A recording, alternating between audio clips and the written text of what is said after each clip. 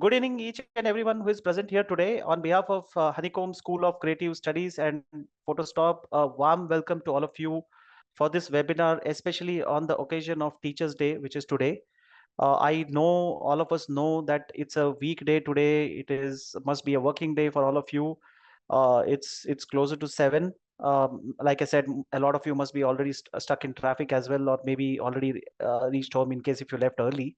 And maybe some of you are already working, and I just saw some of you have joined from outside India, so it must be very early this thing. So morning for you or afternoon for you. Thank you very much.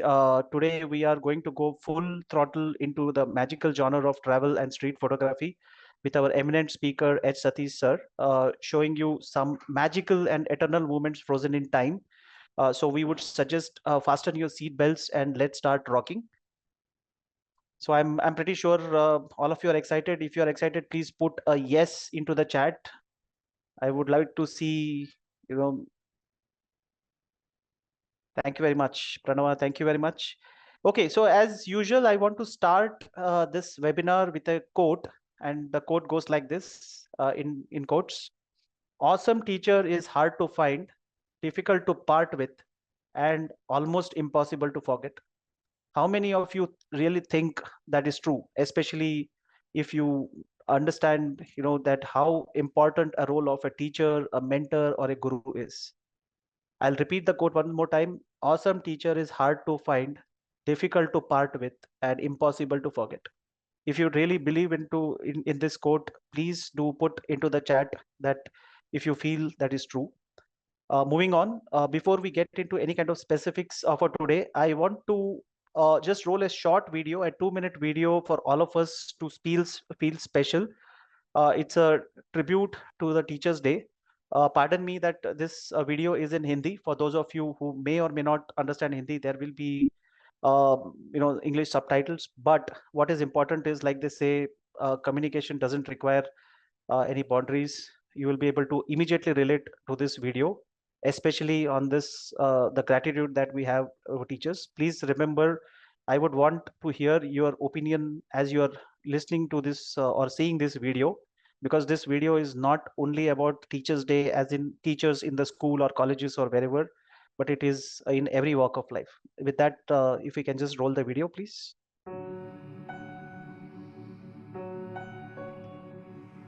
आज teachers day है, सारे teachers को surprise दूंगा।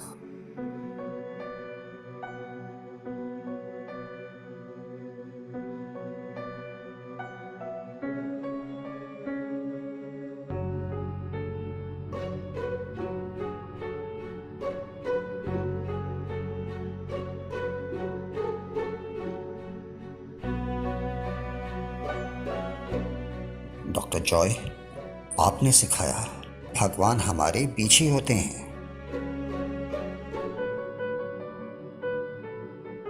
Happy teachers day.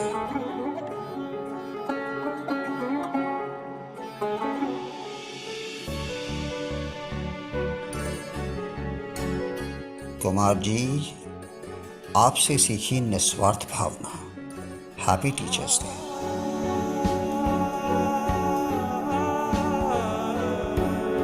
Akhlas ji, आपने सिखाया त्याग क्या होता है।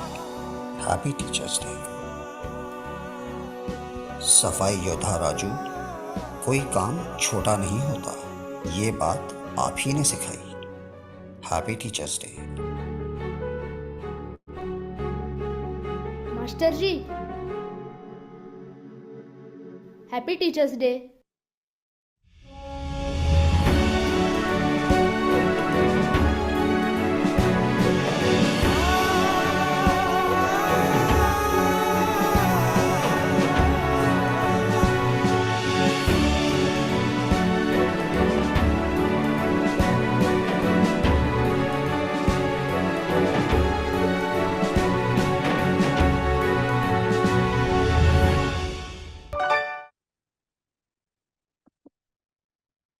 So what do you think about this video? The message is very loud and clear. It's not just the teacher as we think it's only the teacher, but it's everybody in every walk of the society. Although this video was probably more short during the COVID time period, but I think it's very relevant.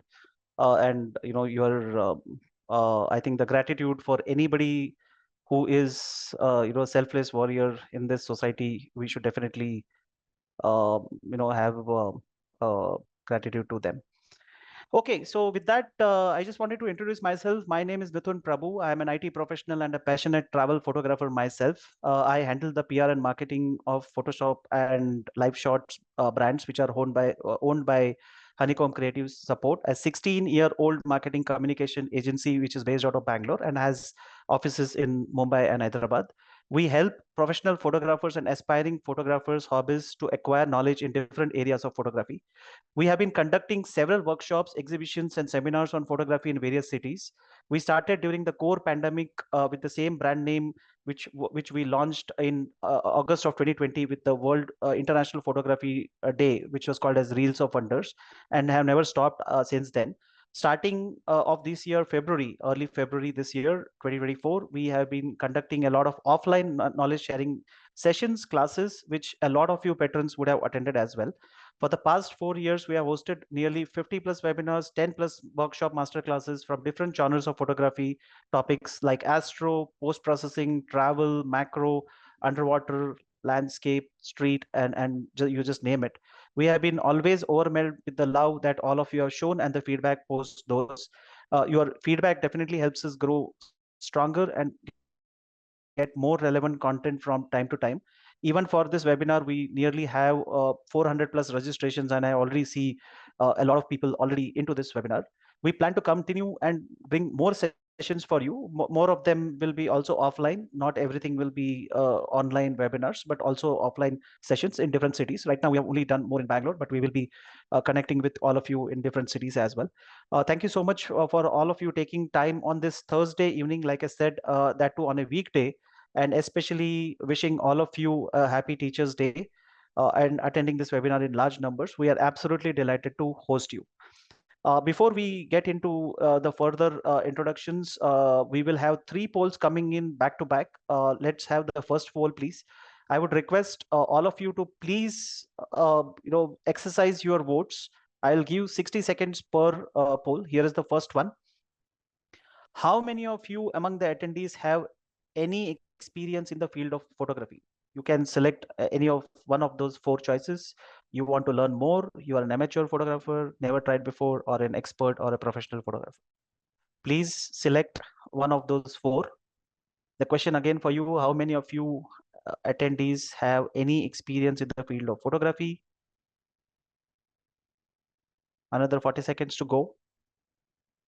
The choices are in front of you. Please exercise.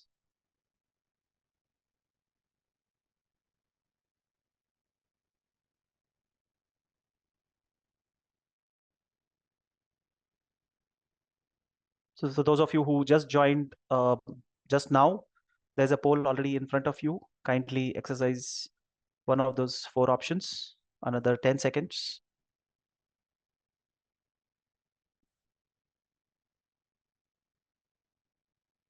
Okay, if we can close the poll, please.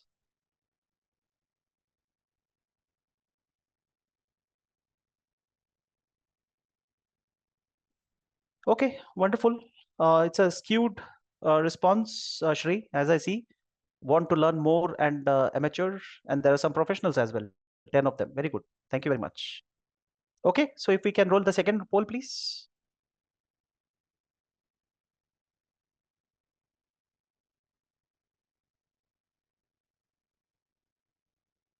Okay, so this is the second poll where we are asking, have you ever attended any of our organized photography courses or workshops? Very simple question, answer, it's a yes or a no.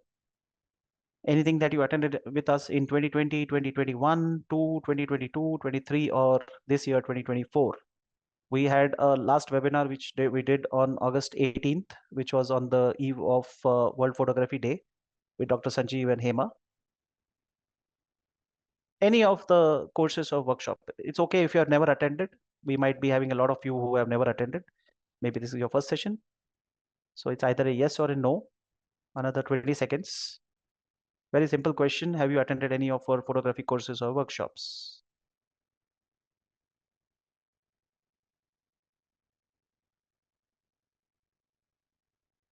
Last 5 seconds. Okay. Can we close the poll, please? Let's look at the results. Okay. Interestingly, there are a lot of you who are new, who have not attended before. Welcome, all of you. And those of you, almost 35% of you who said you have attended, welcome back again. Let's have the third poll. Normally, like I said, we only put 2 polls at the start, but this is Teachers' Day. So we wanted to have a special poll for Teachers' Day. Okay, so this is a very, very special poll where we are asking how many of you have mentors, gurus, teachers in your journey of photography as of today. Please read the question carefully. How many of you have mentors, gurus, teachers in your journey of photography of as of today?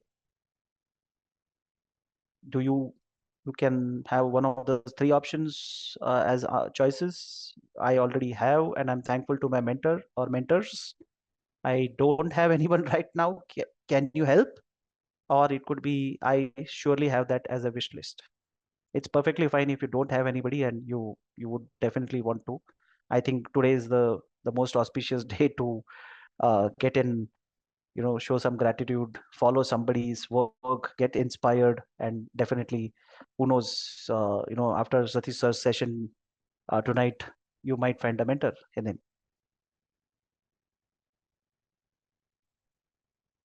Another 20 seconds before I close. Please do participate in this poll. It's a very, very important poll. I'll tell you later on why we have asked this question.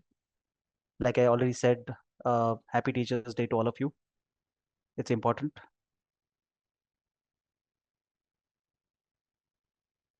Last 5 seconds. You have somebody as mentor, you don't have anyone you would want to have, or you will have it as sometime in the future. Okay, can we close the poll, please? Okay. Wow, interesting. You already have mentors, so please send a thank you note to each one of them if you haven't. And those of you who have it in the wish list, I'm pretty sure after this session, your wish list will probably come true. Thank you very much. Okay, so before I get into the introduction of our speaker, I just wanted to hand over to Sri Kumar briefly to talk about Honeycomb, and then I will come back. Thank you, Mithun. Hello, everyone. I am Sri Kumar, CEO of Honeycomb and head of Honeycomb's Fine Art Print Division Photostop. Happy Teachers' Day to all of you. I welcome all of you who have joined this webinar throughout India and various parts of the world. It's been an honor for us to introduce our speaker, Mr. H. Satish, an avid travel photographer who has won many awards in the field of photography and also has been a judge to various international salons. Today, he'll be sharing his knowledge on travel and street photography, as Mithun said. Now, before the event begins, I would like to share a few words in introducing our company. We, Honeycomb Creative Support, is a marketing communication agency started in 2008 by Mr. Naufel, who's there along with us. He's also the MD of the company. We started as a retouching agency with 3 people working as back-end partners for mainline agencies. Slowly, we started artworking and introduced different vertical like graphic design, which caters to clients in need of complete design collaterals, video production, where we do corporate videos, product videos, explanatory and testimonial videos for various national and international companies. We also do web design and development and digital marketing, where we have dedicated team for SEO, Google Ads, and social media campaigns, etc. Our fine art print division, Photostop, does fine art prints for photographers, artists, interior designers, and architects. We also do newspaper and art paper proofing for various advertising agencies and brands using specialized softwares and printers. And we started our Mumbai branch in 2017 and our Hyderabad branch in 2019. Recently, we completed our 16 years this July with a team of about 110 employees. We then started HSCS, that is the Honeycomb School of Creative Studies, through which, as Mithun said, conduct knowledge sharing seminars, photography workshops, and webinars by various photographers and artists who excel in different genres. In saying that, I would like to have Mithun take over from here. Over to you, Mithun. Thank you, Shri. Thanks Thank you. for letting us all know. Okay, so let's get into the core thing. I wanted to welcome Satish sir. I'm pretty sure he's eager to come in. There he is, as usual, bright and nostalgic. Satish sir, to see you. Thank you very much for joining. Thank you. The My pleasure, Mithun. welcome, sir. The art of playing with light and presenting things ordinary in extraordinary perspective. The portrayal of nature in its finest detail, and to capture into the perfect human emotions in all its glory is what distinguishes Satish sir from rest of the photographers. The urge to play is but natural to any child, but to play with light and bring forth beautiful images at the age of 12 is sheer prodigy. It is this gift of nature that has made Satish sir to take up cinematography in his academic stint. It was during his graduation that he started to capture nature in all of its glory. And with time, it was appreciated for his photo works with awards in both nature and pictorial genre of photography contests around the world over. It must be noted that he is the first Indian to be honored with EFIAP and MFIAP in color, nature color prints, and the youngest Indian to get MFIAP. I think it deserves a round of applause, Satish sir. He is the first Indian to get two masters from world bodies of photography in nature photography. Apart from the above honors that have been conferred on him, it is but apparent that he has won many competition garnering up to 1175 odd awards, which includes gold medals from China, Scotland, Austria, Finland, California, in US, Romania, and France, all but which are significant. Over 3,000 of his pictures have been executed in numerous national and international salons, photography salons. He has been a judge into numerous national and international photography salons. So many of his pictures have been published in international magazines, catalogs, newspapers, brochures, and books. Satish sir conducts nature and wildlife photography workshops as well for enthusiasts. Besides all this, he trains amateurs by giving them classes in basic photography and teaches them wildlife photography in different workshops. He has served as a secretary, then vice president and president in Youth Photography Society, which is IPS in Bangalore, which is the #1 photography club in India. And I myself am a life member of this club, and I know how it has been for these many years. For 42 years, he has been the member of the club and served the society as the president. Satish sir is Karnataka's state artist, an award given for his achievements in the field of art of photography by Karnataka Lalit Kala Academy. I am absolutely delighted to honor Satish sir to this webinar on behalf of everyone, on behalf of Honeycomb, Photostop, and all of you. Sir, I bow down with utmost reverence on this occasion of Teachers' Day. I cannot do a Shastang Namaskar right now because I'm on video and with a headphone, but I please accept my gratitude. It's because of people like you that we have learned photography. You have been the absolute mentor and a dream for all of us. You are very humble. I know you would say no. I'm a learner. I know all of us as photographers are learner, but please accept my gratitude, and from the bottom of my heart, happy Teachers' Day to you, sir. With this, Thank you over to so you, sir. much, man. Thank Thank you. you so much, Mithun. Welcome. You made me very emotional today. Over to you, sir. So, good evening, friends, and welcome to today's webinar on travel and street photography. First of all, I would like to thank Photostop, as Honeycomb, organizers of this event today, which has brought all of us together today evening. And in fact, it is as Mithun said, many people would have learned from me, but likewise, I also have learned many things from even a youngster of maybe 15 years or 13 years, up to some 90 years old people who have taught us in many ways, whether it is a small technique in photography or technical issues or photography art issues or anything I have learned. So for all of them, my namaste. Friends, Guru Bhyo Namaha. In fact, What an auspicious day to start today's session on travel and street photography. In fact, it gives me immense pleasure to share my little knowledge on this aspect. I do all kinds of photography, all genres of photography, rather. Uh, Portrait photography, wedding photography, street photography, travel, wildlife, landscapes, monuments, people, tradition and culture, festival, everything, because I love photography. Photography has been my passion, and actually, I completed my diploma in cinematography at the age of 17 plus rather. And during my college days, my brother Gauri Shankar, he took me on a trekking to Amarnath caves in 1981 when I was studying in the college. And we were only 5 people for the whole trek of 5 days. And the whole route, in fact, we were only 4 or 5 people.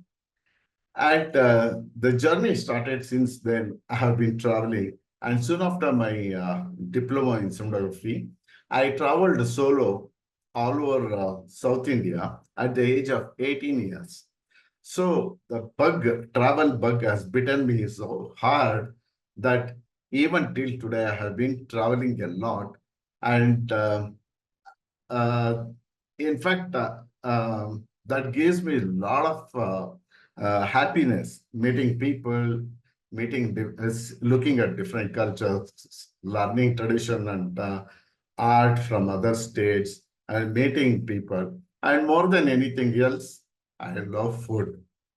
So I taste every food prepared in all the states, and I don't care that I should get always my South Indian food, never like that. So why don't you join me on my travel? So I'll share my screen. When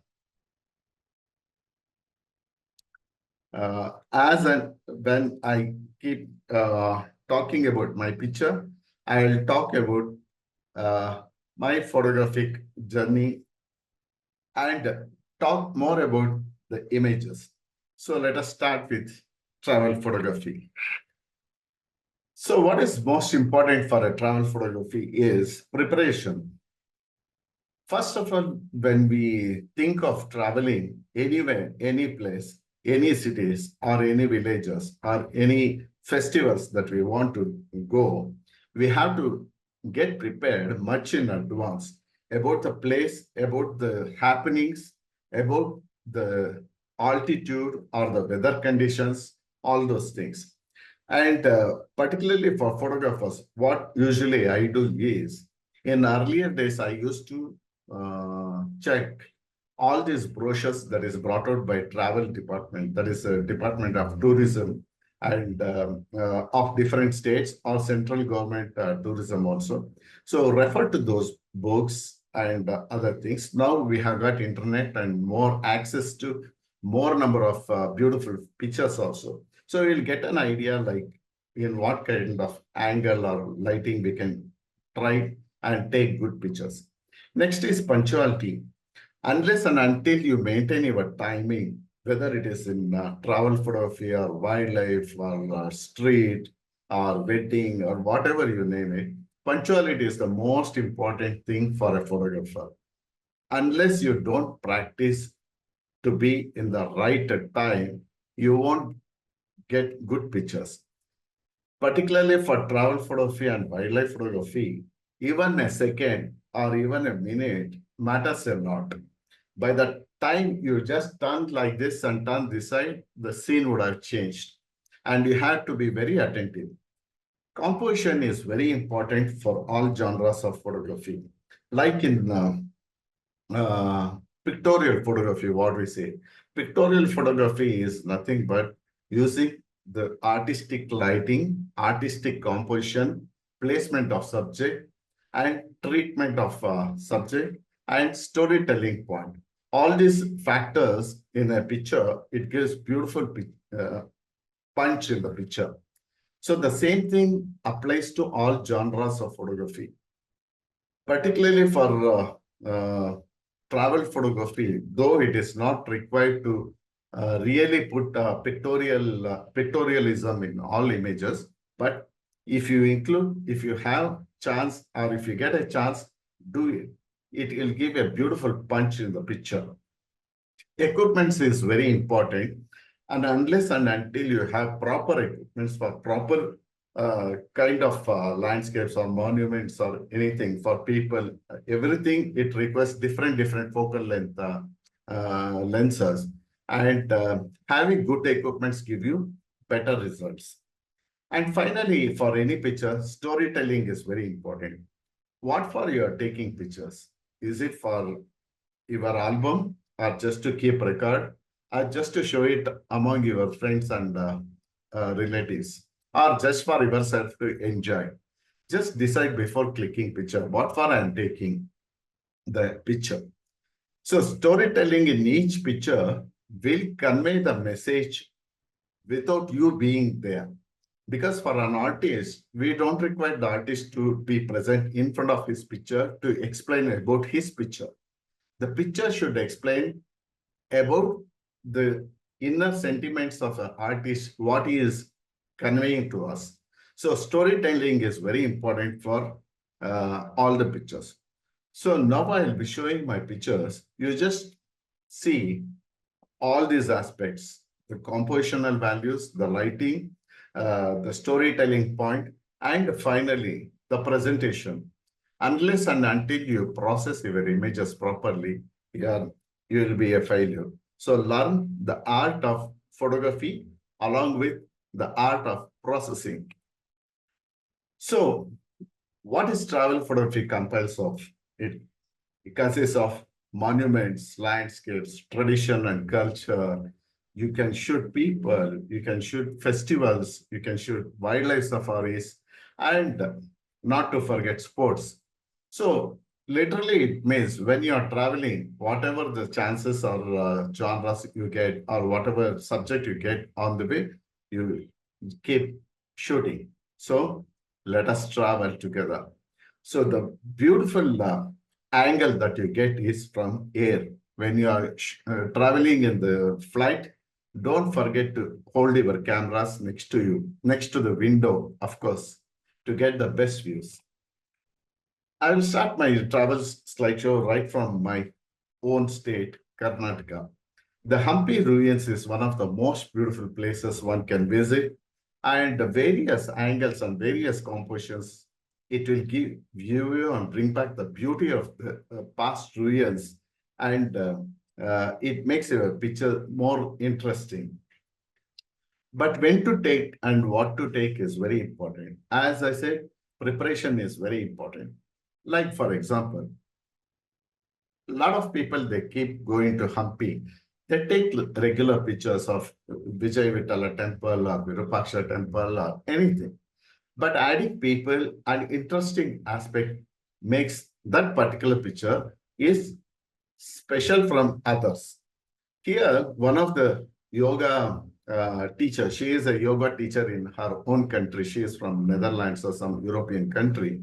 She was just doing for her satisfaction some yoga on the Malaya Martha temple in the early mornings when the sunrise was there. I requested her and told her that I want to take a beautiful picture of yours along with the Hampi. She agreed, and she posed for me for a long time, and she loved all the pictures that I showed. And here you can see her expression that she never believed that her pictures can be so beautiful. And whenever I go to different places next time, if I go to the same place next time, I make a print and give it to those people whom I have already photographed. And that makes them very happy. And they also help you whenever you visit the same place. And taking the pictures of ruins or the places from the air, these from the helicopter. So it gives a beautiful dimension to the whole landscape of the place. It shows the diversity of the temples that it is located, and gives you different dimension to the picture. And lighting plays very important role in travel photography. So keep going to the same place in different lighting conditions, you will get better and better pictures. And here you can see many people, they shoot Belur temple from the front. I went to the side and anticipated these two people coming at this spot. So I waited and shot this picture. Likewise, I was traveling on the terrace of Shravanabelagala temple. I saw these two sadhus. They are praying in front of Bahubali, Lord Bahubali. That gave me excellent composition. And of course, this particular picture, one single picture, I shot in color slides, color transparency, then scanned it. And waterfalls is also part of the subject, of travel photography. And this is Varanasi. And now I'll be showing few images in black and white. See, black and white is only a media, black and white and color. So you can shoot travel photography or street photography in any media you want, whether black and white or color or whatever you want. But only the thing is, all these aspects, what I have told about the composition, lighting, everything is very important. There is the Trishul mountain, the last sunlight in the evening falling on Mount Trishul from, and there is one of the misty mornings in the Kausani. And again, this is a Himalayan vast landscape of Himalayas, and this was taken from the flight. And this is a Himalayan landscape from the Himalayan viewpoint. There is a Himalayan viewpoint in Nainital. So it is at one of the very high altitude. And if you get a chance, early morning, before sunrise, if you are there, you can make such pictures. Timing is very important. And this particular day, it was raining and heavy rains, and I waited for a lot of time. And this picture was taken at 12 o'clock in the midday, when the rain stopped and the clouds started coming from the bottom. And black and white, it gives very good depth in the picture, and you can shoot backlighting, front lighting, diagonal composition, various compositions you can try. But ultimately, you should be a very good black and white worker. To be a successful color photographer, the photographer who takes expert, who wants to become expert in color, he has to be an expert in black and white first. He can understand, one who can understand black and white, he can understand colors better. This is one of the Idukki backwaters in Kerala. And this is early morning shot in Panchichuli in Munshiari region in Uttarakhand. Munshiari is one of the last point in Indian side, and after 40-50 kilometers, you will get China border. And this is one of my most favorite picture as well as favorite place for landscape photography. Now, after 5 years, I took my family to the same place. This house and tree, both are missing. They had demolished it both. And this scene you will not get anymore, because this was taken in one of the remote village where they have destroyed the whole landscape. This foreground, they have destroyed it. And again, there is a Panchuli with a different angle of view. And when you are not getting any people or anything for your composition, just add a chair, because that gives some punch in the picture. It becomes wow factor in the picture. It is not always that you have to look out for people or something to fill up the foreground, because I was feeling very blank in this picture. So my friend was just sitting and relaxing here for a long time. So then I got an idea. After he left the place, I shot this picture. And this very early morning, it was shot at 5:40 a.m. in Kausani. There is Mount Trishul peak, and this picture has given me a lot of awards and a lot of places it has been exhibited. And when you are shooting in landscape, try to add some images of, the subjects of house or trees or things like that. It gives dimension to the picture. And lighting is very, very important in landscape. Try to get some artistic lighting. It should not be very flat lighting. It should be side lighting, back lighting, things like that. It gives very beautiful dimension to the picture. And this is in Spiti, in Parvati Valley. There is a village called Mud village, which is the last village of that Pin Parvati Valley. And you can see the rugged landscape of Spiti. And here you can see the various colors of the mountains. And all these colors, what you see in the naked eye, you should get the exact colors in the final picture after processing.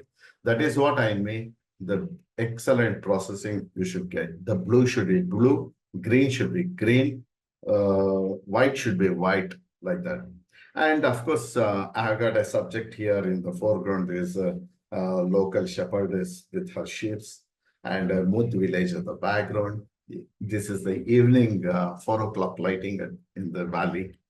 And here you can see the Kaza, next to the Kaza, near to the Kaza village, there is another village lit by evening golden light. You can see the light and shadows falling on this. And this gives very beautiful effect for a landscape picture. So you have to wait for different kinds of lighting in all in different compositions. Like this was shot while going in the car. From the car itself, I took this picture. And add some local flavor to the picture. These are the local Buddhists, both are brothers. And they are watching something in that golden light. And this is in Ladakh. This is a Pangong Lake, one of the most beautiful places that I have ever visited in India. And this blue, believe me, it is not done in Photoshop. In the naked eye, you will see like this. And the blue is the real royal blue in the Pangong Lake. And because the sky is also blue, so the color is reflected onto the water. And you will get turquoise green color also in the shores where there is less depth of field. So you can see the various color gradation in this thing. So you must get in the final picture all these color tones. And for cloud pictures, if you are interested to, if you are a clouds lover, Ladakh is the place to see, because you will get most beautiful cloud patterns. And whenever you get cloud patterns, you must get a subject. That is very important. And when there is no light, don't worry. This was taken in the total snowfall. It was there was a snowfall happening at Kardungla Pass, and I did not keep quiet because it was snowfalling. I just kept on shooting. And these in Nubra, where you get humpbacked camels, and you get the humpbacked camels to the beautiful background of the huge mountains. So you can silhouette them and take in various compositions and various angles and all. So, but you have to be there before the thing happens. Being at the right time at the right place gives you the right picture. So this is one of the Buddhist festival they had in Dikshit monastery. So they were closing. So I found the colors are very interesting, as I love taking people picture. So I started shooting pictures. And there is a young couple who had come for a honeymoon for the Pangong Lake. So I just took this picture while they were walking and enjoying the early morning breeze in the Pangong Lake. And this is the first light that is falling on the mountains on Pangong Lake. And see, using various focal length of the lenses is very, very important. I am maybe you can call me a madman, because I use 400 mm, 300 mm and all for landscapes, and 24 mm and 70 mm for wildlife, because I want to take different landscape, different compositions in large focal length, long focal length, and I want to show the whole environment with the animals and all in the wide angle shot. So this is one of the top view from the airplane. And this is one of the most beautiful day that we had in Somorari Lake in the golden sunrise. In fact, the dawn was full gold color. And this was taken much before the sunrise at 4:20 a.m. Because I remember 4:20 because of the number. So it was at 4:20 a.m. My friend woke me up and told Satish, there's a beautiful light outside, come on. So we went out and we were so busy till 8 o'clock shooting only the landscape there. And travel photography also consists of showing tradition and culture of our India or the world also. And the various travel photography chances that you get in monastery during the festival, the Buddhist festival is amazing. And you can see colors and colors and colors everywhere.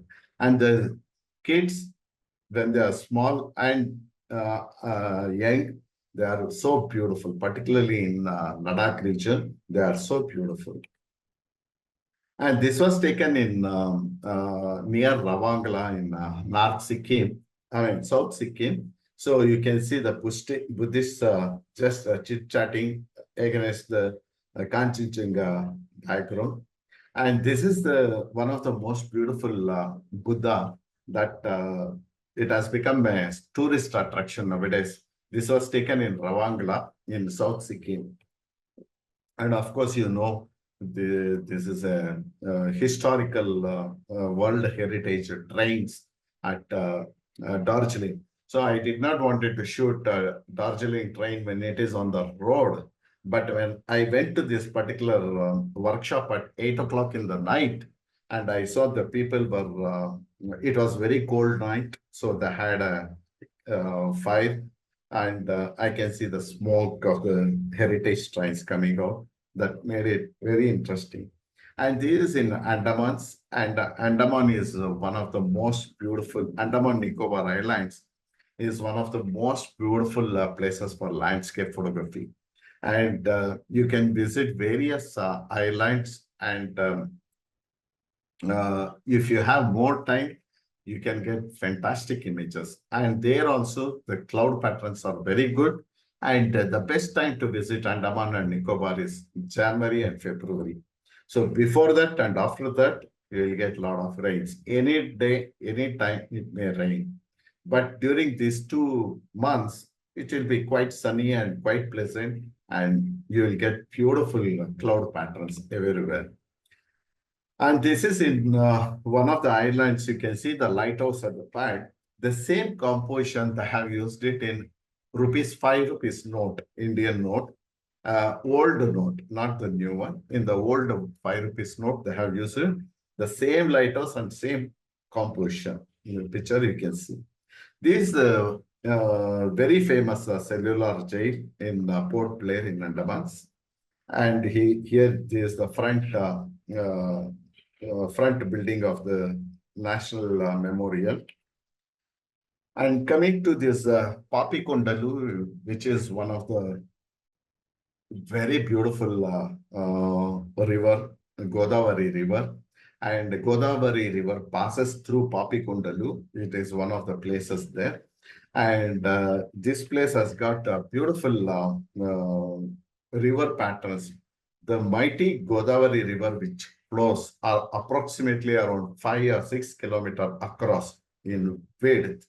It flows in within 500 meters to 600 meters in this particular Papikondalu region. It becomes so congested and flows in that. And you get various lifestyles of fishermen in that particular district. From here, you can go to Bhadrachalam also. And during evening or early morning and all, fishermen will be very active, and you should select a particular place or angle to get the best of the images.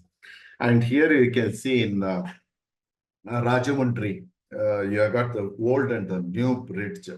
And this is one of the very unique kind of a picture for me, where I could get both old and new bridge in one frame. And this is early morning shot of Papi Kundalu. And this is a early morning shot of Taj Mahal taken in during sunrise.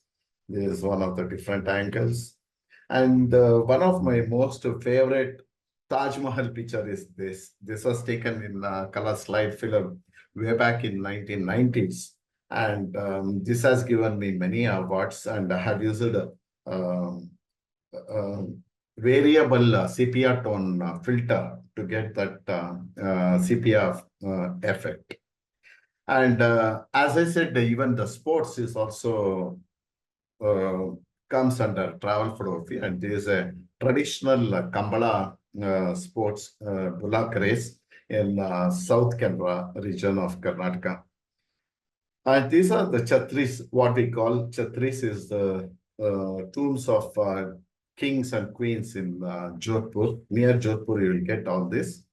And Rajasthan is one of the most beautiful places and the haven for travel photographers in India.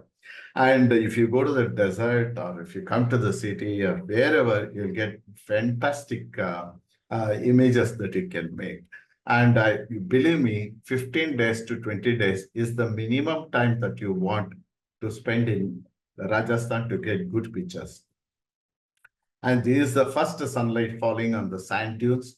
So to get these kind of images, you have to be much before the sun rises. Then only you will get these kind of very good images. And the Blue City is very famous in Jodhpur.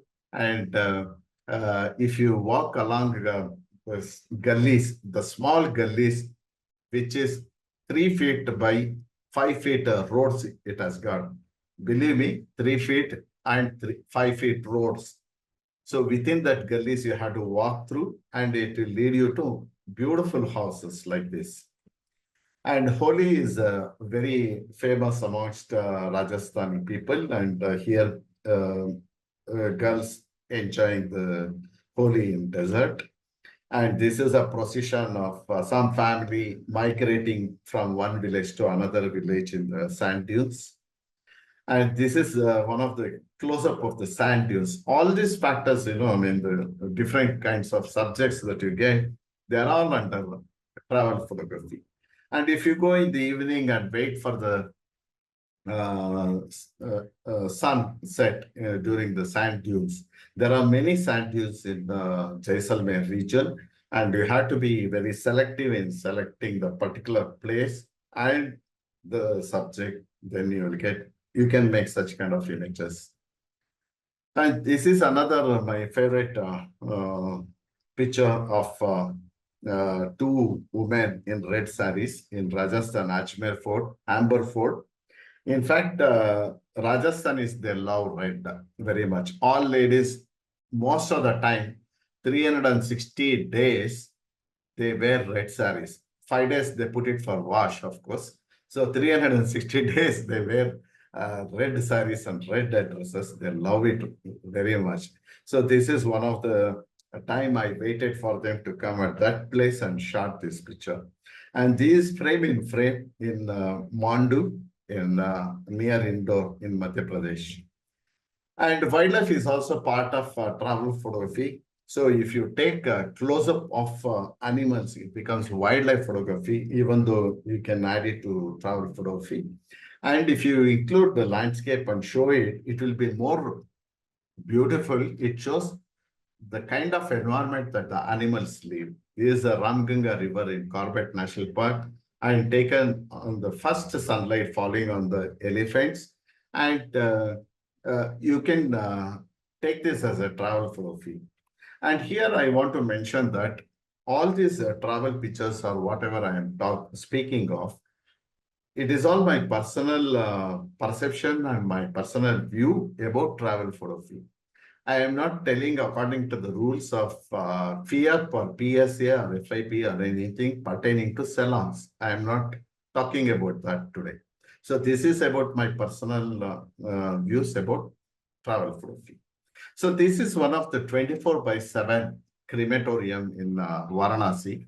So this fire till today, from more than 400 years, it has not stopped. Every day, every minute, it is still burning, and people keep dying. They keep burning them. This is the burning ghat of Varanasi. And this is one of the oldest buildings in Varanasi Ghat. So I made it, converted into CPR tones to give a very heritage look for that. And here you can see the beautiful ghats of Varanasi taken in during December. That is when you get these seagulls. Seagulls, they are migratory and they come only for a 1 month or 2 months period to Varanasi Ghats, and you can include them as the beautiful foreground subjects. This is one of the last sunlight falling on Burj Khalifa in Dubai. And you can see the golden light glittering on the buildings. This is the early morning light that is falling on these multi-story buildings. And Dubai is a skyscrapers city, and it has got only vertical buildings, no horizontal buildings like. And this was taken from Burj Khalifa. And this is one of the very famous five-star hotel just after the sunset. And this is just after the sunset is over, you will get beautiful hues of colors in the sky. So you have to be, you have to anticipate for different colors and wait for a long time. This may take half an hour to 40 minutes after the sunset happens. So I have kept it in a very slow shutter speed and shot this image. And in travel photography, when you are shooting cityscapes, you have to show them how beautiful it is and what made them more beautiful. It is the local gardens or the buildings. It gives the sense of place. You know, in travel photography, the main aspect is that if I look at this picture, I should feel that I want to go there. I want to feel that whatever that feel the people are experiencing in that vehicle, I also must get. This kind of idea, you should get it. So the picture should speak for itself, and you should feel that you have to go there as soon as possible. So that is one aspects of storytelling point of an image, particularly in travel photography. As soon as you look at this thing, you feel what it is. So it is quite surprising for many of us Indians. These are the incense sticks that they light it up in the Buddhist temples in Vietnam. And because of they do it in a very soft and very sober color. But to attract tourists nowadays from past 2 years, 3 years, they are only for the tourists, they paint it in different colors and display it in their corridor. The manufacturer of incense sticks, they display it in the corridor. So we can shoot a lot of images like this when you visit Vietnam. And I will tell you the Vietnam is the most happening place now for travel and street photography. In fact, I propose to conduct some workshops and take people there to shoot images of various tradition and culture of Vietnamese. So let us see how it plans out. And here you can see how the colors plays a significant role in image making. The compositional values, the S curve or the placement of subject, the lighting, all those things is very important in a picture. And Vietnam is not just famous for incense sticks, but also famous for lanterns. They have a huge lantern market, and also they have lantern festival. And the lanterns are supposed to be their lifeline, and every day they use lanterns everywhere. And this is another soya sauce making workshop. They have a huge place in one of the oldest village in near Vietnam. It's about 70 kilometers from Hanoi. And here you can see the huge, some 3 feet or 3.5 feet huge jars, mud jars containing various soy sauce making things in that. And there is a basket weaver, and these are various kinds of baskets. So some of them are used for fishing, and some of them are used for mat making, various things like that. And he is the one of the very talented and very creative basket maker in Vietnam. So you can see these are all the fish nets actually, where they use it near the villages. This is the Imperial Palace in Hoi, and one of the very historical and magnificent palace. And this was taken in the morning time, and nearby lotus pond, one of the ladies picking up the lotus flowers, and the whole of villages anywhere in the Vietnam, any villages you go, you will find a lot of lotus ponds with plenty of lotus. And fishing is very, very important lifestyle for them. And here you can see how the fishermen, they throw the fish nets. And here it has given a beautiful butterfly look for the fish net. And here you can see they are bringing back the fish net and just roughing off the water and all. So during that time, you have to be very attentive and take pictures like that. And as I told you earlier, the lanterns are very, very famous in Vietnam. These are the small lamps, lantern lamps also they call. And they use these lantern, they put it in water, like what we do in Ganga Aarti or Kaveri Aarti or anywhere we put lamps in to the Ganga Ma, like that. Very similar way, even the Vietnamese, they leave all these lanterns in the water. This is one of the early morning shots, two girls chatting in one of the hills. And here they were walking in the early morning sun. Another fisherman with a colorful net in one of the villages. And during the evening, because why I'm showing 2-3 nets is because they're all, most of them are fishermen, and everywhere you will get fisheries thing. And just 50 kilometers across the east and west of Vietnam, you will get seawater, and everywhere they go for fishing. So some of the most beautiful bridges here, Hanoi, is very beautiful, very colorful, and very modernized buildings you get. And late in the evening, during the golden hour, I have shot this picture. So now I'll just speak about street photography. I hope you enjoyed your travel images. Though in each place when I go, I shoot nearly about 300-400 images at one place in various days. And I have got plenty of picture, and I can speak for 2 days on 2 sessions only on Vietnam, or only on Ladakh, or only on Jodhpur, like that. But here in 1 hour's time, I have to show you everything. So I am using only 1 or 2 pictures of the places. So street photography is so interesting and so important for photographers. And what is very important for a street photographer is that we have to be, again, like any genres of photography, composition is very important in this, and anticipation.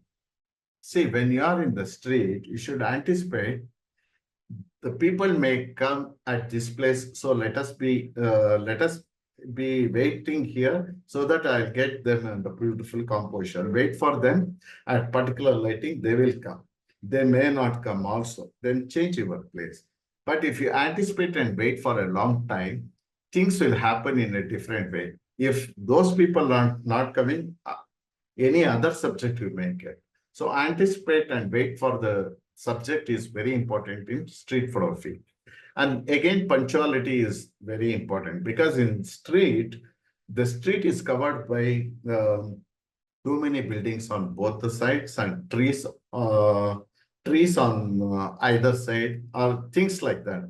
So the main street will be covered with shadows. So punctuality, as I said, when you are missing the time, you will get full of shadows. You won't get artistic or good lighting. So once if you go for a street photography, you don't shoot pictures. You just look for what are the subjects that you can get. Next, you go for photography with the ready equipments and ready set of mind. And each picture should be storytelling. It should convey some message to the onlooker. Otherwise, any picture taking on street is not a street picture. Anything that you like and simply shot may not become a good street picture. It should be liked by everybody, and that picture should speak for itself. Then only it will have meaning to you. And what kind of street pictures you can take? You can include people, you can include streets in whatever it is happening in the street, or maybe cultural happenings or festival that is happening in the street. You take with a lot of people and a lot of different backgrounds, foregrounds, everything. You can also shoot some portraits of the people that they are selling, some vegetable vendors or fruit vendors or people walking, people watching, everything you can shoot, people of portraits and other things. But ultimately, the street picture should have essence of street. Otherwise, it cannot be called as a street picture. So here you can see some of the cultural activities when I'm shooting. I shot this with a 24 mm wide angle shot. And this is one very rare opportunity that I got on the street when this author who had published a book, he is holding this poster and inviting the attention of the walkers to his books. And many people, because of this poster, after seeing the poster, they came and bought his books. So this is one kind of a storytelling images of a street. And another thing is, you can take a lot of portraits in the street. Like I said, this is, you can see how many different faces in different expressions that you can see. This is not anticipating or waiting. You must keep shooting, shooting, shooting. In one of the pictures, you will get like this. This happens only in the crowd, not always. Only in the crowd, if you want to take some portrait picture, it happens like this. And separate from the crowd. And it should look very candid. It should not be like posed or anything. Even if you make the pose, it should look like a candid. Many people, they do both the ways. People, some photographers, they wait for the opportunity for this person to look away and then shoot, or they may say, please look that side, and they shoot. It is just like wedding candid shoots. So there's just a chance. And here you can see people, just it happens. You have to be ready to just aim your picture and compose and shoot immediately. This is the very fast responsive to the scene. A photographer should be very attentive everywhere. And this is one of the graffiti wall in Bangalore. And I made it black and white because the whole graffiti was in black and white. And this you can see, I mean, it is a very, just by chance it happened, the position of the man's leg and the painting graffiti is like almost matching, and the street vendor. And here I want to convey another very important aspect of street photography. It almost resembles the photojournalism. So it gives a storytelling because of, even in photojournalism, it depicts the stories of what is happening. So this depiction of what is happening is very important in both photojournalism as well as in street photography. Some of the images that you shoot in street, they may also have a lot of journalistic qualities.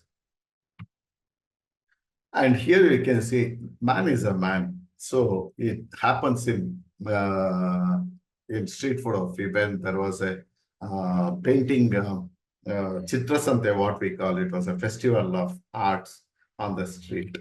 And not only men, even ladies, they keep shooting. So you have to be attentive how to compose them. And being a photographer, whether you are a travel photographer, street photographer, wildlife, people, festival, whatever, wherever you are there, you should not hesitate. You should be very, very bright and very forward going. So you should, if you hesitate, you will not get picture. If you are there enough, you can get into the stage where Prime Minister or President is sitting. You can go in front of them in the stage and take pictures.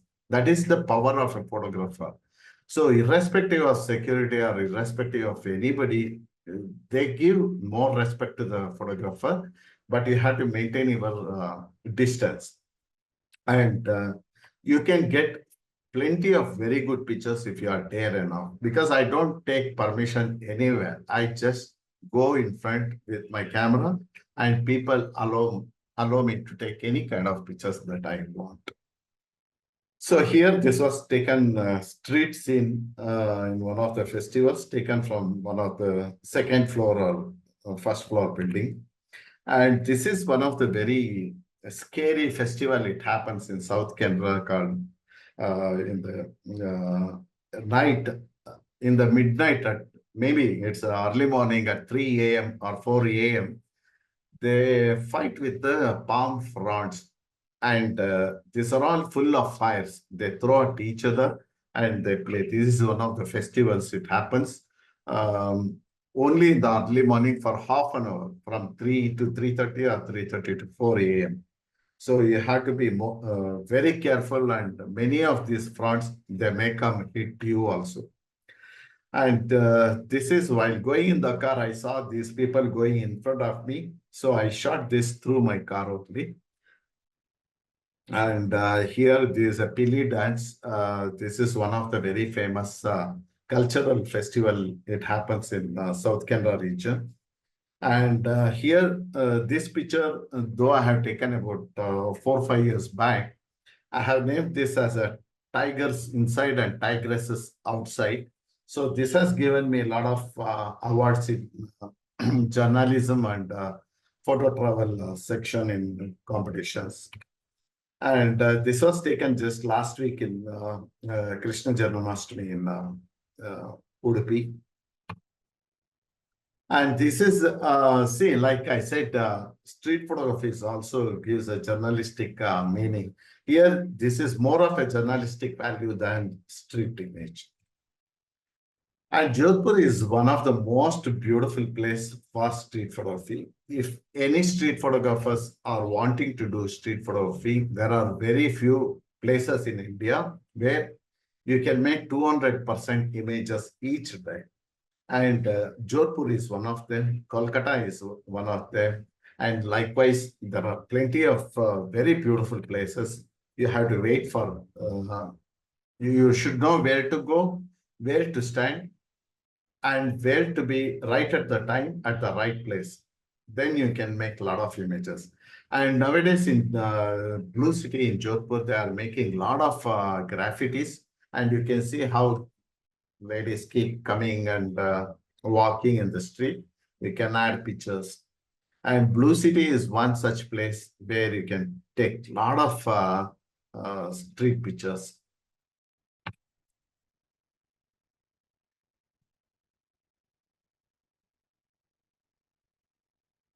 This I shot using slow shutter speed. Just I wanted that motion of the cyclist.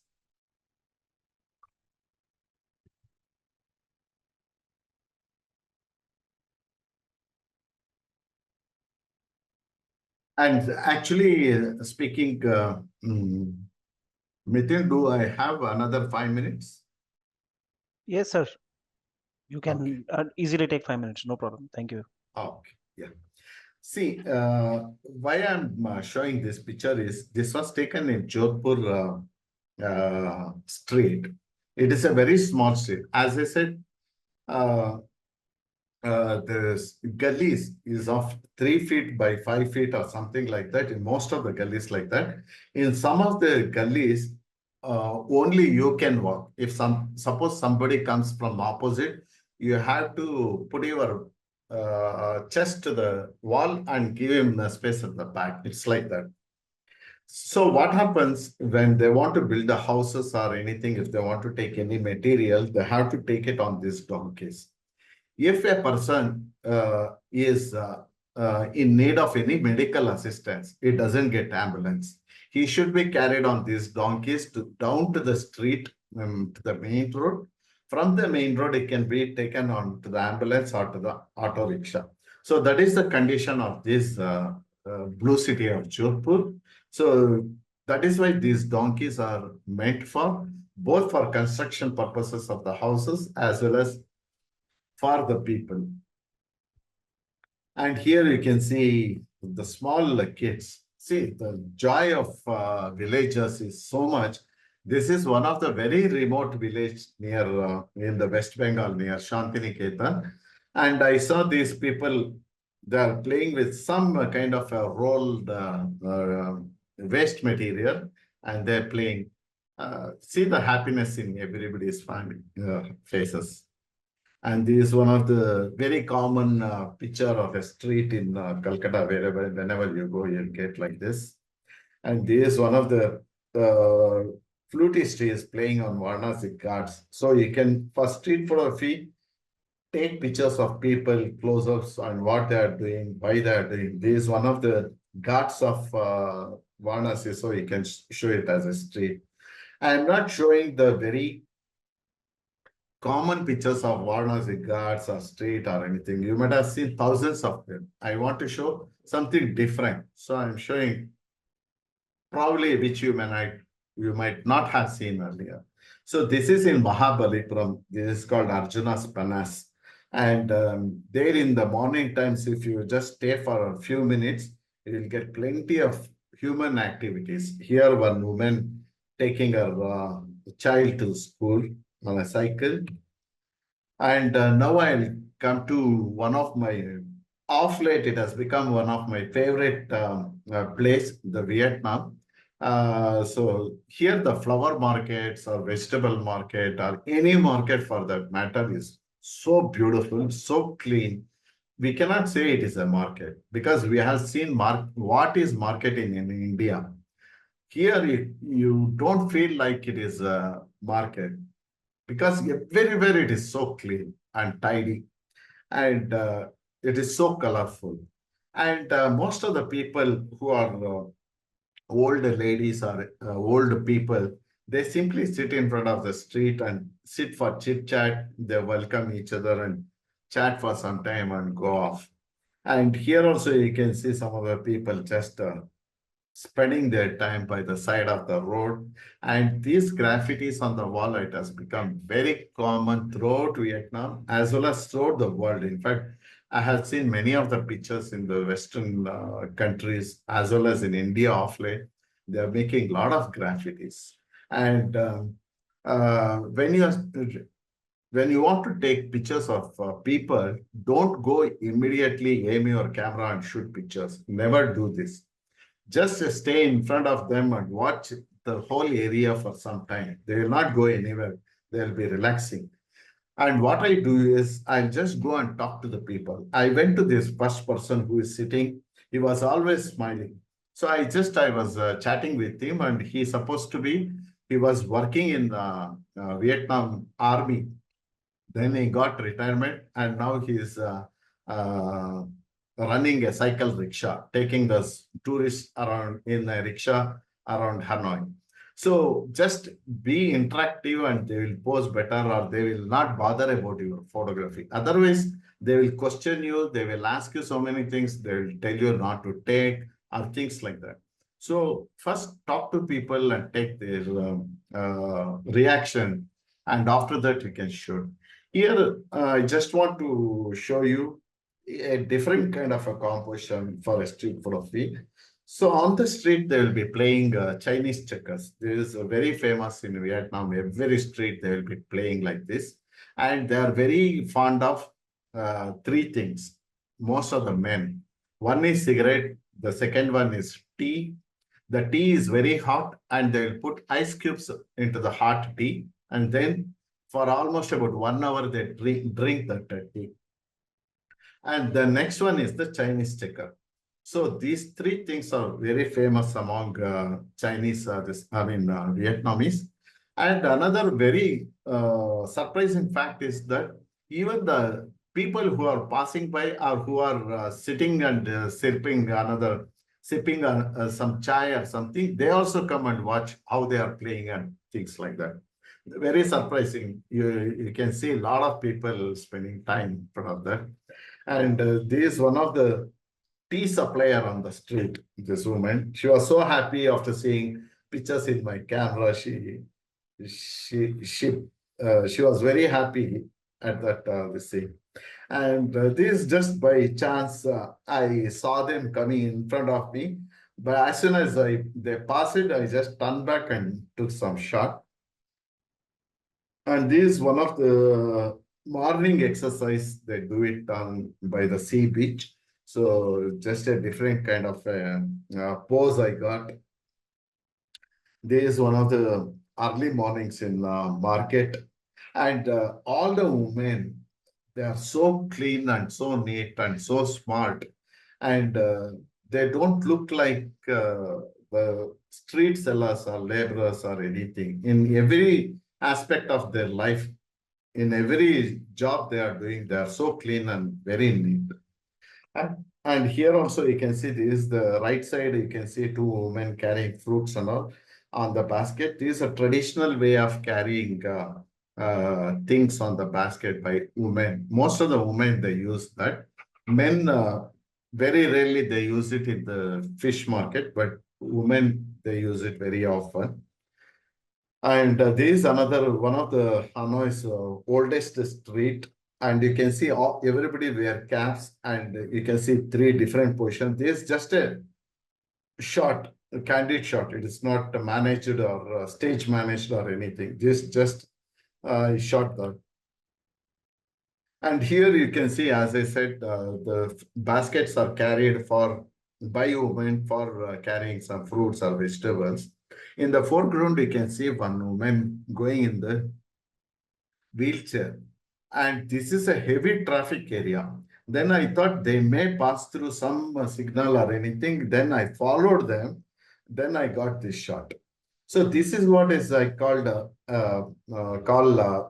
anticipation. So you should anticipate and wait for that moment.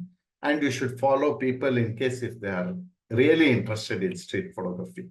And this, I was waiting here to get some women there with colorful dresses because my background was very colorful. This is a very traditional, colorful building at the back, and they use this yellow color paint in most of the heritage buildings. And here in particular street, you can see all tourists and local women, they come and pose in the middle of the street. So it is not, she must be posing for her friend or family or sisters or anything. But I shot a few pictures. They're not bothered who is taking. They don't stop us also. Like here, one of the candid shoot was happening for a pre-wedding or post-wedding candid shoot was happening. I also joined and shot some pictures. So people are very friendly and they allow and they love to be photographed. And as I said, the graffiti, this is the world's longest graffiti street, about 5 kilometers or so. The whole street is with colorful graffitis. So if you wait for some time, you can make beautiful pictures everywhere. This is one of the very busiest circles in Hanoi.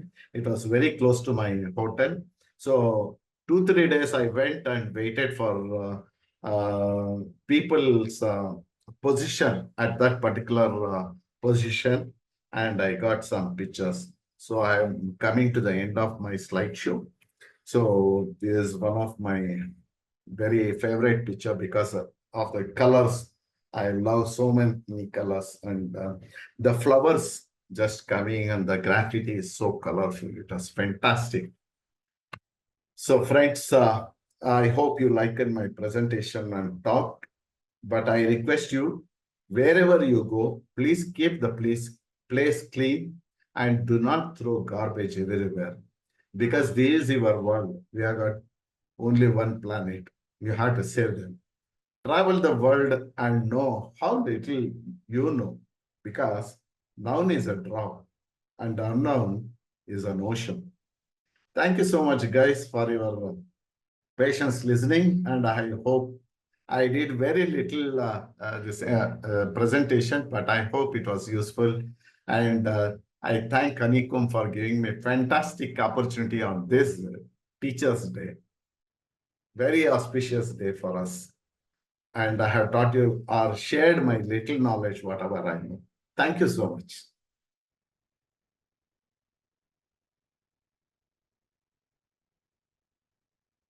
Mithun, you are on mute.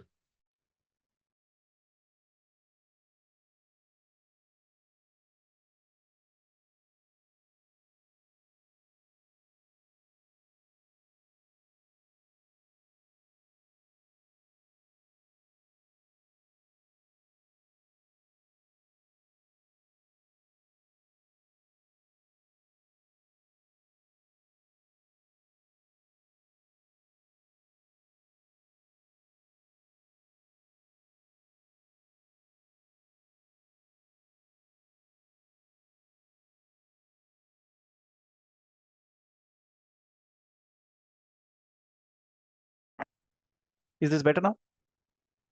Yes, now we are Yes, audible. now we are. Okay. So all that I can say, Satish sir, is after non-stop hearing you for almost 1 hour and 5 minutes, my microphone decided not to speak anything. It was speechless. I would say it was speechless. Um, I know you are a very humble man. You do not accept anything when we tell you that we have loved your inspiration. You have been a role model for a lot of us photographers who have learned from you. But I think the message that you gave towards the end, that irrespective of the genre of photography that you do, please be aware of the environment, please be aware of what you're doing, what you should do and what you should not do. I think that's absolutely very, very important. I know that you are not able to look at the chat as you were so engrossed in talking, but let me tell you, more than 170 odd people still listening to you. They were just writing comments. They were all mesmerized by your pictures. All that I can do is put your hands up in the air and say Thank you so much. thank you very much. Thank you. Thank you, Satish sir. Also, I want to let you know, Satish sir, that there are very, very seasoned professional photographers, very, very stalwarts like you who are already into this call. I want to call out Deep Bhatia sir. I want to call out Adit Agarwala sir. I want to call out Vikas, who is the current YPS president. Thank you very much, all of you, for joining. Please stay put, all of you, because we are not just finished. We have just started. We have question and answers coming up. But before that, I just want to roll the quick poll. If we can get the fourth poll, just a minute, and then we'll get into the question and answers. We want to take all the questions. Please put your questions for Satish sir into the Q&A box. The chat is not the place to put in the questions because it's difficult for us to pick up. Poll number 4: do you print your photographs at all? And Satish sir, you will agree with this statement that the joy of photography is only when you print. Absolutely. In fact, you don't believe, and it is very surprising that many of my friends who are in the field, they have not printed. And I keep telling, the print is the only media where you can see the quality of your images and not your PC or your laptop. And you know what, Mithun? Right from the day when I started my film photography till now, I got more than 8,000 prints made, minimum of 12 by 18 size. I still cherish the memories of printing my own black and white at home. And even last week, I got few prints done. And I got many prints done at Honeycomb. Fantastic prints I have got from Honeycomb. In fact, a lot of exhibitions have been exhibited through Honeycomb's pictures. That's absolutely true, sir. And I myself am Thank you, sir. Thank you. consumer of Honeycomb's prints. That's absolutely true. So I'll just give another 30 seconds. The question that we have asked is, do you print your photographs at all? Yes, I do print. I do not print. I do not intend to print. I absolutely want to know more details. Please connect with me. So whatever your status today, even if you're not printed at all, never, maybe this is an opportunity. Please do exercise your votes. Another 10 seconds before we close. Satish sir, if you want to drink a glass of water, you'll be speaking non-stop. Yeah, thank you. Thank you. Okay, so if you can close the poll, please.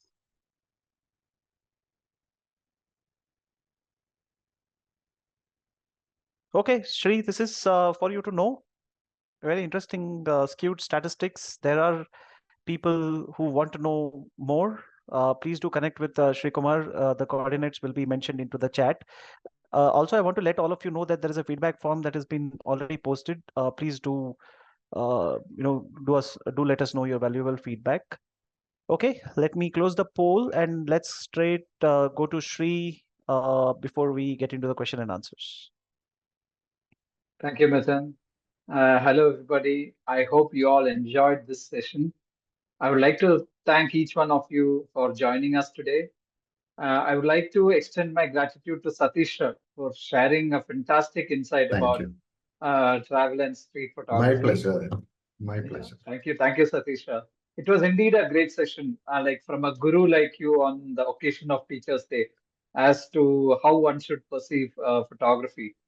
The knowledge shared is like it has been an utmost value to all of us.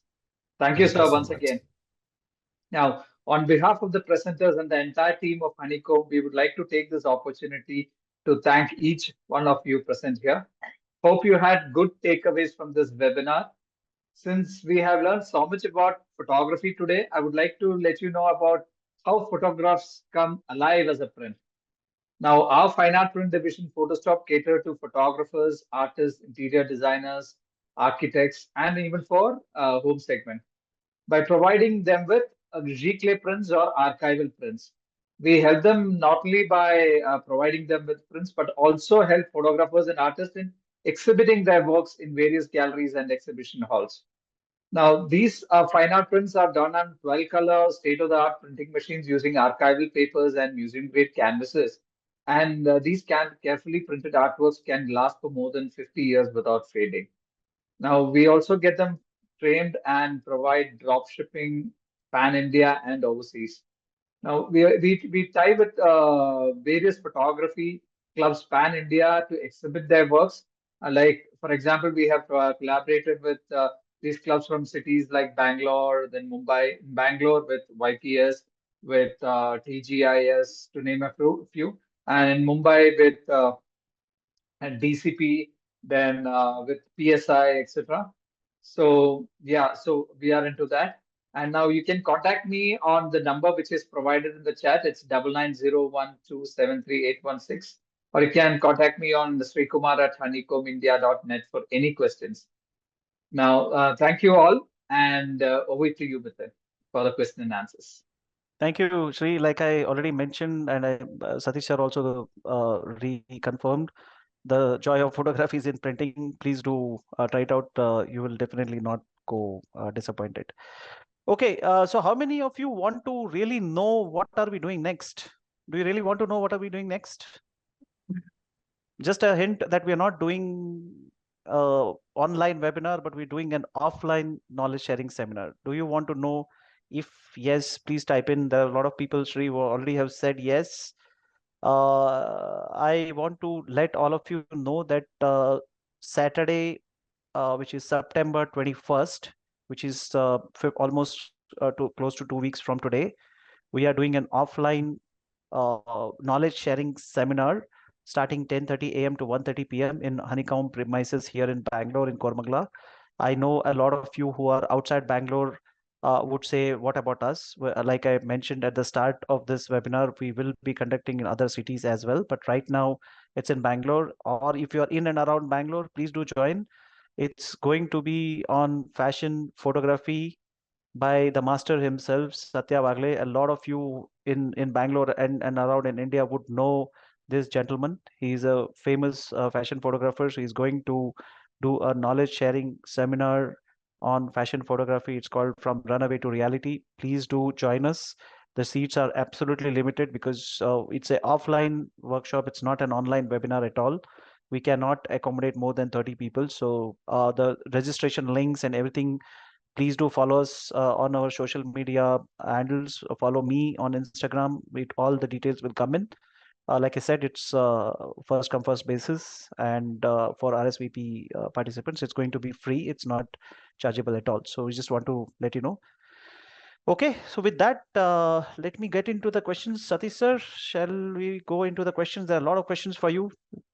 I'm really Sure. I am sorry. ready. We might have to extend a couple of minutes beyond No 8:30. problem for me, but I'll try to minimize Sure, absolutely. as much as possible. Okay, so the questions that are there, a lot of questions where we have already answered, but specific to today's session, there's Sunil who wants to know, can you talk about drone photography, how it can be done? To be frank with you, I have not done drone photography. I only go in the airplane and shoot from there. So actually, it is really a fantastic idea to own a drone, because that perspective what it gives from the drone is amazing, and I'd love to own one day, and I'm hoping to get in shortly. So I want to do that, and maybe someday when Honeycomb gives me another opportunity, I will show you drone images. But of course, the perspective and the angle that you get is amazing. So that's good for travel photography, no issues at all. But as I said, the viewpoint from the ground level is entirely different from the perspective of top angle, because from top angle, you don't get the third dimension. So what dimension that you get from the foreground or the ground point of eye level point of view, you don't get that from there. That's what I feel. Absolutely. And just to answer Sunil, your question, I use drones. Let me tell you, you need to be very, very careful in India where you shoot them with. So if as long as you know where you can shoot and where you cannot, I think, like sir said, it's absolutely fantastic. Or the best option, travel in an aeroplane. Just keep your phones on, take a window seat, pay Indigos, pay Akasas money, and just sit. Especially if you're traveling Ladakh or over Himalayas, you should not You miss the window should, seat. and you should be lucky enough to get a clear window without any scratches or dust. Absolutely. Okay, further questions. Anil wants to know, how many times do you use tripod in your travel photography? In fact, particularly travel and street photography, I don't use tripods, to be frank with you, because my movements are very fast and very immediate response I have to give to this situation happening. So I cannot mount my tripod and keep shooting, unless if I want to take very long exposure after the blue hours. So only during that time I use tripod. Otherwise, I never use tripods during the daytime. And street photography, particularly if you put a tripod, you are going to get attention from the onlookers. So you'll not get whatever the intended pictures that you want, you will not get. So even to have a big camera and big lenses on your body in the street is not good. I don't suggest that. You should have very lightweight, maybe mirrorless camera or lightweight, which does not take attention from the street photographers. And sometimes the latest technique is to keep looking at your viewfinder and keep turning, and there you click pictures, not aim at one person and take picture, because that time you really lose the essence of that particular image. So having tripods is not really advisable on all the occasions, but of course, in certain landscape pictures and certain lighting conditions, you require that. Absolutely. And then associated questions as we normally expect. What kind of equipments are you using?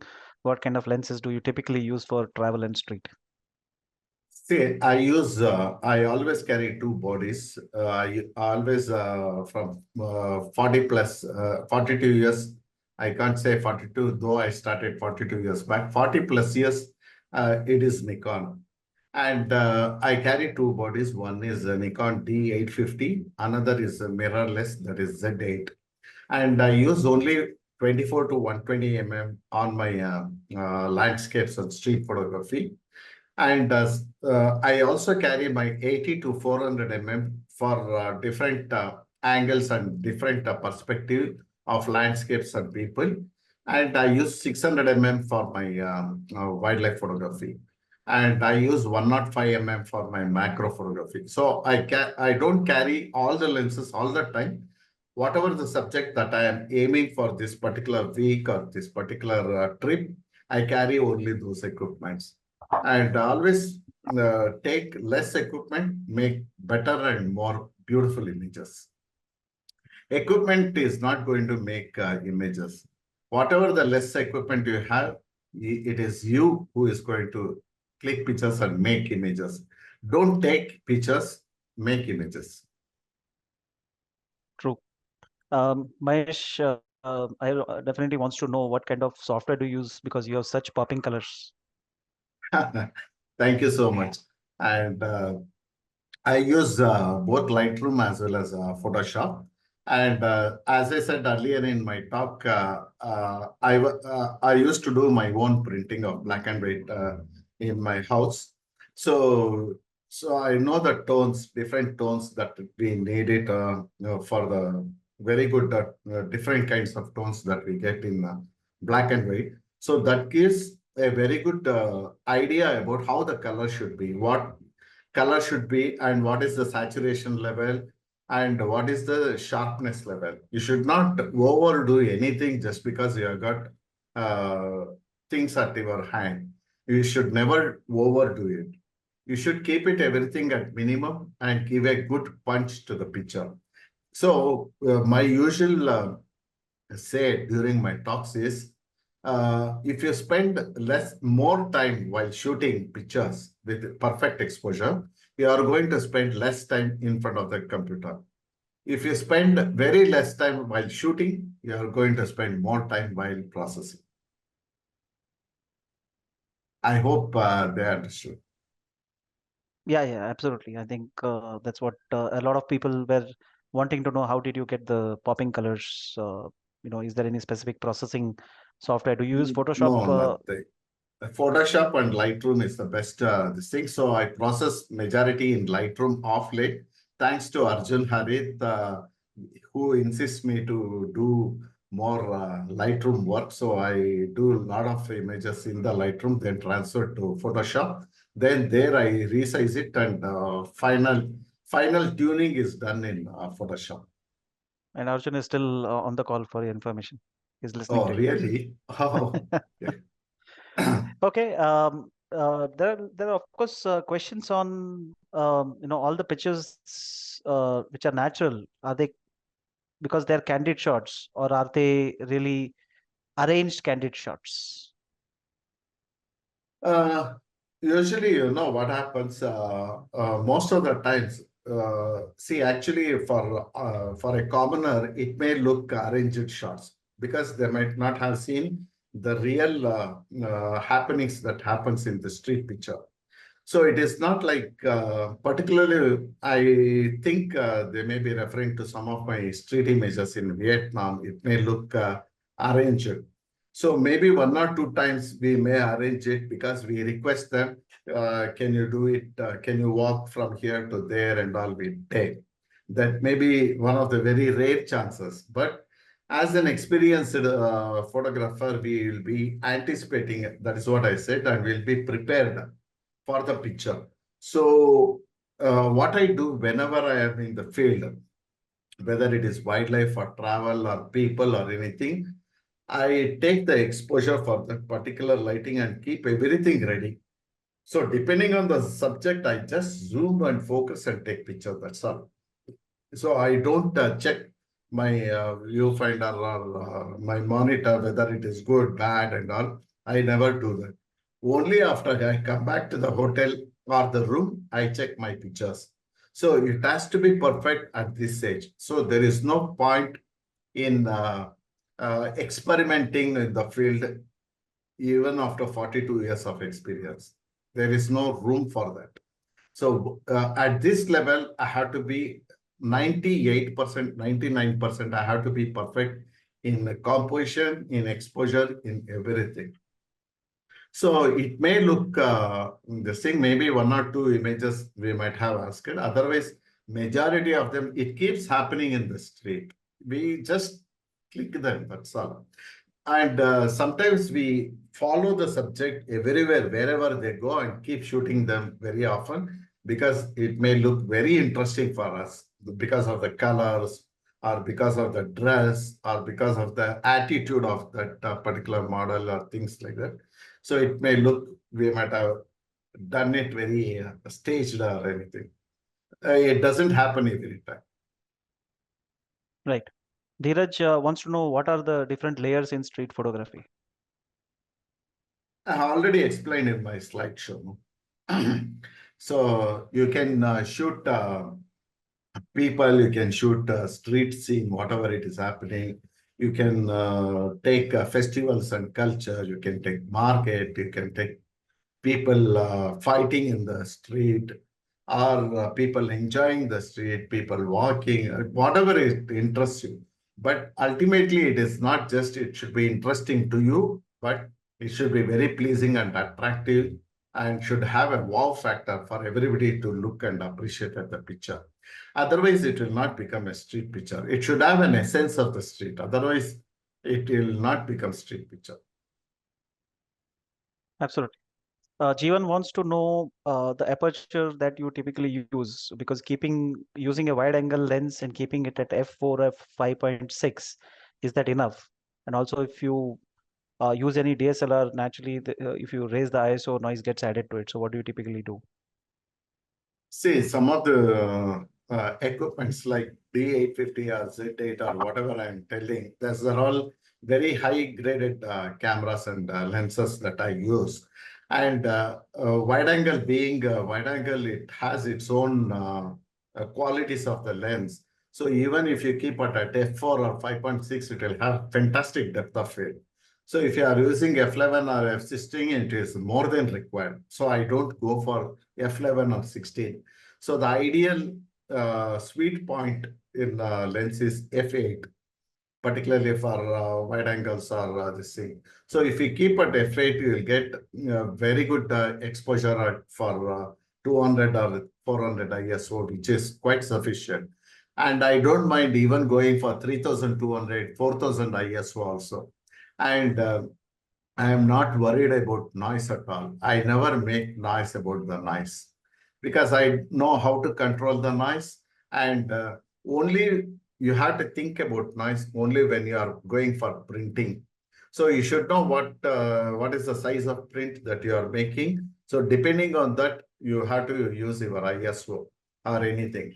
But for people, I know 99% of people who are watching, they are confined only to PC and sending by 1920 pixel or 3000 pixel picture on the in the social media or anything. So for you, even if you take 20,000 ISO also, I would suggest go for it. Don't worry about the noise. I like the statement, I don't make noise about noise. Yeah, because people only think about the noise and always they ask, what if I get my noise in the picture? Because they never bothered to make a print and they would never have seen their prints. And they don't know how the noise will appear in the picture and at what level of magnification the noise will come, at what ISO it will come. So it all depends on these factors. The noise will depend on these factors. It is not just like that, it will not come. So you should know before shooting what are these parameters that you have to use and shoot. True, absolutely true. Vaisak had a question. What kind of or how do you make a decision to convert into black and white from color? There is a very good question and a very often asked question because being a black and white photographer, I started from black and white photography and lover of black and white. So because of the experience in the field as well as in the darkroom, I know what colors are converted into black and white under what tones and different gradations it gets. And as soon as I look at the scene, I will know this will be good in black and white, and this will be good in only color. So I keep only those pictures like that. And many of the times, in many of the situations, both color and black and white looks very good. And such kind of pictures also today I showed in landscapes, how both color and black and white looks very good in both media. So even in color also, you should know which colors will act, it reflects which color in different lighting condition. And particularly when it comes to your macro photography, in daylight, particularly the butterflies and other things, it radiates colors in the wings. In different lighting conditions, it becomes different. So you should know all those things, iridescence of light and refraction of light. And even in still life also, when we are using lights for the glasses or anything, the refraction of light is also important. If you understand all this, you can as well think which picture will be looking better in black and white. Those which doesn't have colors, you can turn it into black and white. But again, when you are turning into black and white, converting into black and white, you should maintain the white, blacks, and 160 gradations of 160 plus gradation is, if I am right, Sri Kumar, 160 plus gradations of different tones of grays. You should get it in the picture. Yes, sir. So otherwise, your black and white will not be black and white. It will be gray and black, not white. White should be white, black should be black. Even in colors, every color should have the particular saturation. It should not be oversaturated. That's why in many of the images we find the processing is not good. It has got magenta tone, magenta cast, blue cast, yellow cast and all. Unless you remove that cast in your picture or white balancing, proper white balancing in your picture while shooting, you will not get on this. Right. I hope I answered your question. Absolutely. So in the interest of time, I'll just take last 5 questions because we already have exceeded the time by almost 15-20 minutes. So the question from Shushma, I think she's just off the chat, but then still I would ask because that's an important question. Permission needed for street photography, how do you take? And especially if you are applying for salons, is that permission required for you to, if you're putting a street picture into any kind of those categories? See, actually, permission is not required anywhere unless you are taking a portrait or showing that particular person in some Facebook or Insta or anything. If they have any this thing, if they feel like they don't want their picture to be published. But otherwise, any happenings that is in the street or anywhere, because it is happening on the street, you can shoot anything, any picture you want. You don't require permission. And another thing is, if you ask permission, they will not give. If you want picture, don't ask permission. You straight away, you should be dare enough and get into the war field and make pictures. If you take permission, you can never make pictures. And another thing is, only when you are selling your picture to somebody, supposing if I place Mithun in one of the street and I have included his face in the street and I am selling that picture to a magazine or a publisher, then I require his permission. If I am using only for my competitions or salons, no permission is required. This is my 42 years of experience with salons and competitions. I have never taken any permission letter. Even for the models also, I have never taken anywhere. But it is very important for the models particularly. And that too, if you are selling, if you are getting money out of that picture, you must take a model release. Absolutely. I think the ethical part is very important, but at the same time, it is left to you. But yeah, do not. The message was very loud and clear. Thank you very much. Sandeep wants to know any kind of NT filters or CPS or landscapes that you use, or do you manage it in post processing? Actually, for landscapes or monuments, I permanently put my polarizing filter on my lens. It is not removed. And I don't use any UV filters for any of my lenses. And UV filter, I use it only to save it from the dust or while putting the lens cap. That's all. When I'm shooting, I remove the UV filter also. I don't use UV filters because it will lessen the sharpening. It will not give fine sharpening, sharp images. So I use polarizing filters for landscapes and monuments. And until I shoot till evening, polarizing filter will be permanently on the lens. True.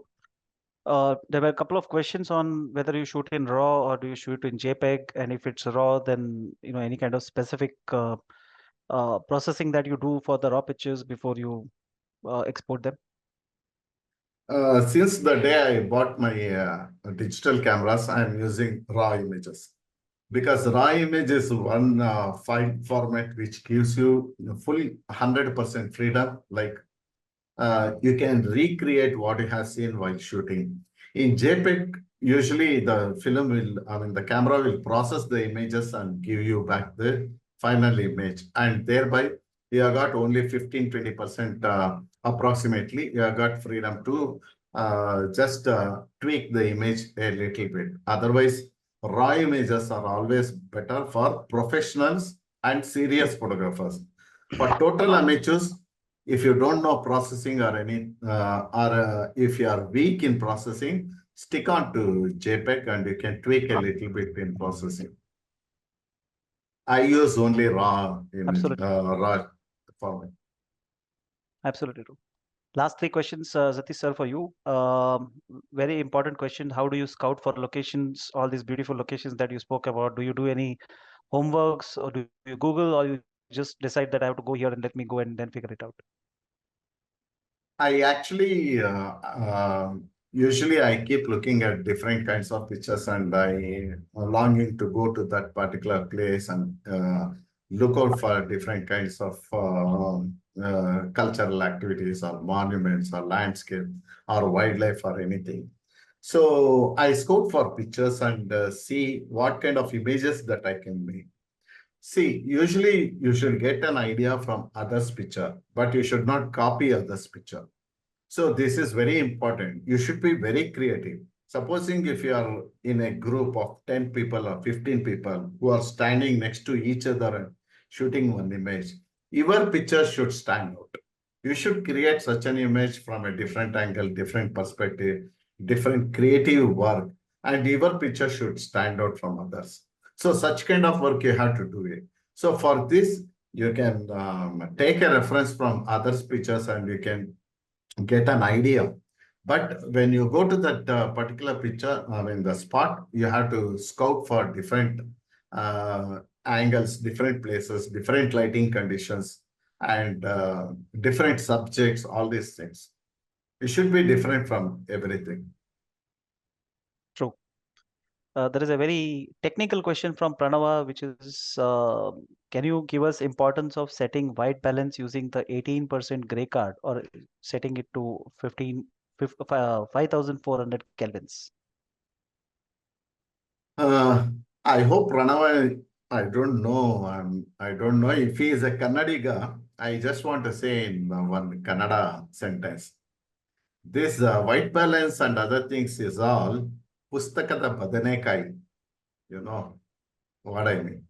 So usually don't stick on to the things that they have given in the books and other things.